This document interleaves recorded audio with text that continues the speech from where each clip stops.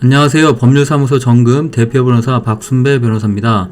오늘은 개정 임대차법에 대하여 알아보도록 하겠습니다.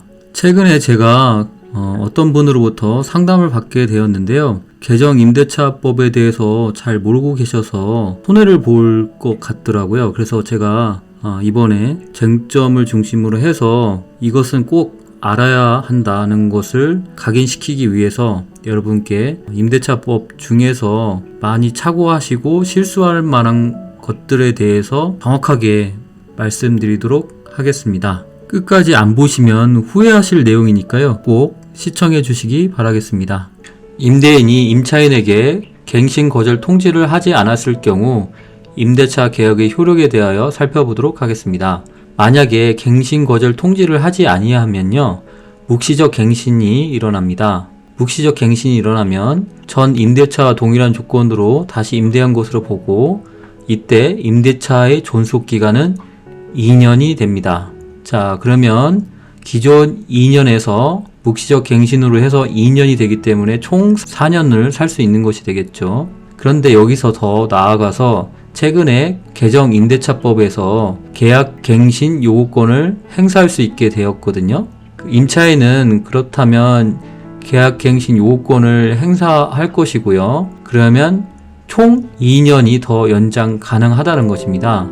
그렇다고 하면은 최종적으로 총 6년을 살 수 있게 되는 것이죠. 이런 결과를 갖지 않으려면 결국에는 임대인이 임차인에게 적절한 때에 갱신 거절 통지를 하여야 이렇게 총 6년의 기간이 연장되는 것을 막을 수 있다는 것입니다. 그럼 임대인이 갱신 거절 통지는 어떻게 해야 할까요? 임대인은 임대차 기간이 끝나기 6개월 전부터 2개월 전까지 기간에 갱신 거절 통지를 해야 합니다. 자, 여기서 많은 분들이 착각을 하시고 계신 부분이 있더라고요. 6개월 전부터 1개월 전까지 갱신 거절 통지를 하면 된다, 이렇게 생각하시는 분들이 있을 텐데, 최근에 임대차법이 개정이 되면서 그 기간을 6개월 전부터 2개월 전까지 기간에 통지를 해야 된다고 이렇게 개정을 하였습니다. 그렇기 때문에 반드시 2개월 전까지 갱신 거절 통지를 하여야 합니다. 만약에 2개월이 지나서 1개월 전에 갱신 거절 통지를 하면 그 갱신 거절 통지는 부적법하기 때문에 갱신 거절 통지를 한 것으로 볼 수 없고요.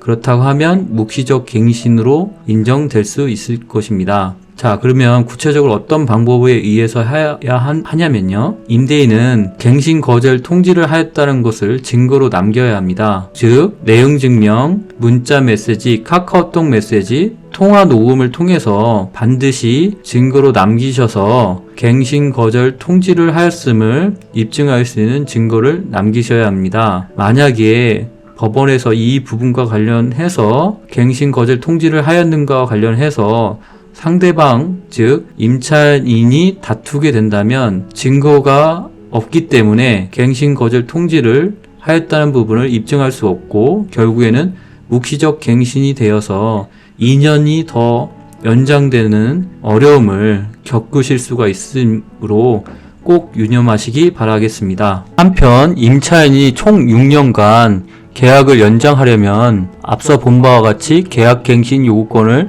행사해야 되는데요. 적법하게 행사하려면 어떻게 행사해야 되는지 알아보도록 하겠습니다. 임대인이 계약갱신을 거절하였을 때 계약갱신 요구권을 행사할 것을 고려하여야 합니다. 만약에 묵시적 갱신이 일어난다고 하면 굳이 계약갱신 요구권을 행사할 필요는 없습니다. 그리고 계약갱신 요구권은 이례에 한하여 행사가 가능하므로 묵시적 갱신이 되었을 때는 행사한 것으로 보지 않으므로 차후에 계약갱신 요구권을 행사할 수 있습니다. 임대차 기간이 끝나기 6개월 전부터 2개월 전까지 기간에 계약갱신 요구권을 행사해야 합니다. 만약에 6개월 전부터 2개월 전까지가 아니고 임대차 기간이 끝나기 1개월 전에 계약갱신 요구권을 행사한다면 그것은 적법한 계약갱신 요구권을 행사한 것으로 볼 수가 없습니다. 그렇기 때문에 임대차 기간이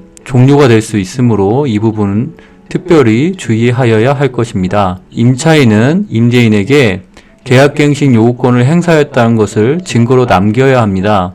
예를 들면 내용 증명이 있고 앞서 본 바와 같이 문자 메시지, 카톡 메시지, 통화 녹음 이런 증거를 반드시 남겨놓으실 것을 말씀드리고요. 이로 인한 불이익이 발생할 수 있음을 다시 한번 강조해 드립니다. 그럼 사례를 중심으로 지금까지 설명드린 부분에 대해서 살펴보도록 하겠습니다. 기존 임대차 기간은 2019년 4월 1일부터 2021년 3월 31일까지입니다. 만약에 임대인이 2021년 2월 28일 갱신 거절 통지를 하였을 때는 이 부분은 임대차 기간이 끝나기 1개월 전에 갱신 거절 통지를 한 것입니다.